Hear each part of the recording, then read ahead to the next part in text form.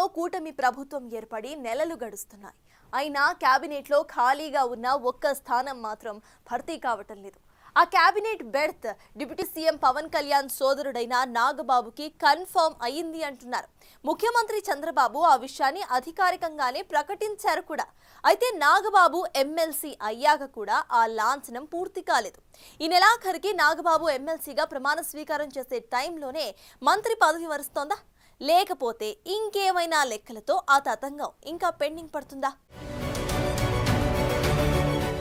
Konidela Nagendra Babu alias Nagababu గురించి తెలుగు రాష్ట్రాల్లో ఎవరికీ పరిచయం అక్కర్లేదు. చిరంజీవి ప్రజారాజ్యం పార్టీ పెట్టినప్పుడు పవన్ కళ్యాణ్ కంటే ఎక్కువ పని చేసిన నాగబాబు ఆ తరువాత చిరంజీవి కాంగ్రెస్ లోకి వెళ్లటంతో సైలెంట్ అయ్యారు. తరువాత జనసేన ఆవిర్భావం నుంచి తమ్ముడు పవన్ కళ్యాణ్ వెంట నిలిచారు. 2009 ఎన్నికల్లో ప్రజారాజ్యం తరపున ఎక్కడా పోటీ చేయని నాగబాబు 2019లో జనసేన నుంచి నరసాపురం లోక్సభ అభ్యర్థిగా పోటీ చేసి పరాజయం పాలయ్యారు.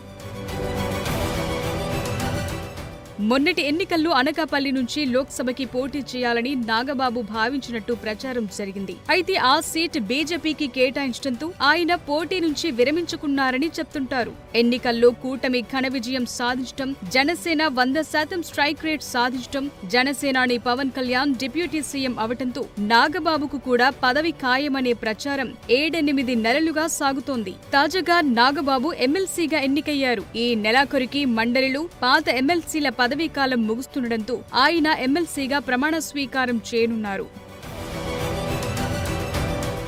గత డిసెంబర్ 9వ తేదీన రాజ్యసభకు అభ్యర్థుల పేర్లను వెల్లడించిన టీడీపీ అధినేత సీఎం చంద్రబాబు సరిగ్గా అదే సమయంలో నాగబాబును ఎమ్మెల్సీగా ఎన్నిక చేయించి రాష్ట్ర కేబినెట్లోకి తీసుకుంటామని ప్రకటన చేశారు. వాస్తవానికి అప్పటి వరకు నాగబాబును రాజ్యసభకు పంపిస్తారన్న ప్రచారం బలంగా జరిగింది. అయితే చంద్రబాబు ప్రకటనతో జనసేనకు రాజ్యసభ పోస్టు లేదని, దాని బదులు నాగబాబు రాష్ట్ర చట్టసభలోకి ప్రవేశిస్తారని స్పష్టమైంది.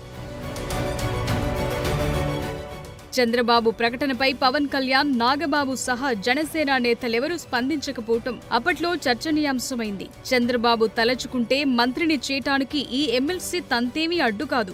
మంత్రి అయిన 6 నెలల్లోగా ఎమ్మెల్సీ కావచ్చు. కానీ అలా చేయలేదు. కేవలం నాగబాబును చేర్చుకోవటం కోసం మంత్రివర్గ విస్తరణ వాయిదా పడుతుందా అన్న చర్చ నడుస్తోంది. కనీసం 1 ఏడాది నుంచి 1.5 ఏడాదిన్నరైతే తప్ప మంత్రివర్గంలో మార్పులు చేర్పులు సాధారణంగా జరగవు. పైగా చంద్రబాబు వర్కింగ్ స్టైల్ వేరు. ఏ నిర్ణయం అంత వేగంగా, అంత సులభంగా తీసుకోరు. ఆ క్రమంలో ఇప్పట్లో నాగబాబును మంత్రిగా చూడటం కష్టం కావచ్చన్న అభిప్రాయం వ్యక్తమవుతోంది. పిఠాపురం మాజీ ఎమ్మెల్యే వర్మకు ఎమ్మెల్సీ పదవి ఇవ్వకపోవడంతో టీడీపీ శ్రేణులు అసంతృప్తితో ఉన్నాయి.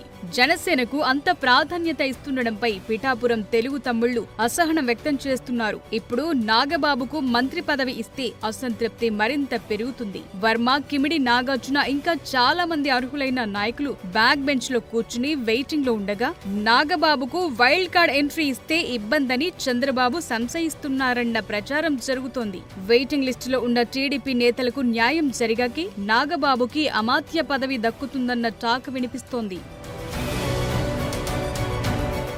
ఇప్పుడు నాగబాబు ఎమ్మెల్సీ కాబట్టి మంత్రి పదవి ఇవ్వాలంటే క్షణంలో ఇవ్వచ్చు. కానీ ఈలోగా పిఠాపురం సభలో చాలా డ్యామేజ్ చేసుకున్నారు. పవన్ కామెంట్లు కూడా టీడీపీని కొంత డ్యామేజ్ చేసేవి ఉన్నాయని తమ్ముళ్లు మండిపడుతున్నారు. ఈ డ్యామేజ్ ఎఫెక్ట్ తో నాగబాబుకి ఇప్పట్లో మంత్రి పదవి అన్నది ఉండదనే వాదన గట్టిగా వినిపిస్తోంది. మరి చూడాలి, నాగబాబు మంత్రి హోదాలో శాసనసభలో అడుగుపెట్టి అధ్యక్ష అని ఎప్పటికంటారో.